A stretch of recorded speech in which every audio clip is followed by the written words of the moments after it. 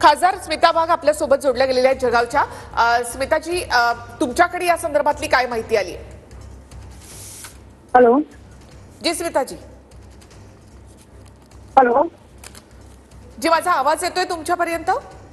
हा बोला जी, बोला। जळगावमध्ये ही जी काही रेल्वेची मोठी दुर्घटना घडली आहे त्या संदर्भात तुमच्याकडे काय माहिती आली आहे? मी आता एका मीटिंग मध्ये बसले होते धरणाच्या संदर्भामध्ये। मला आता कळल्यावरून एका तात्काळ त्या ठिकाणी जायला निघाले। जी, तात्काळ यामध्ये त्याची दखल घेतो आम्ही आणि प्रत्यक्ष स्पॉटर काय तिथे आहे बघून मग सांगते। काही प्रवाशांचा मृत्यू झाल्याची वगैरे काही माहिती आहे का?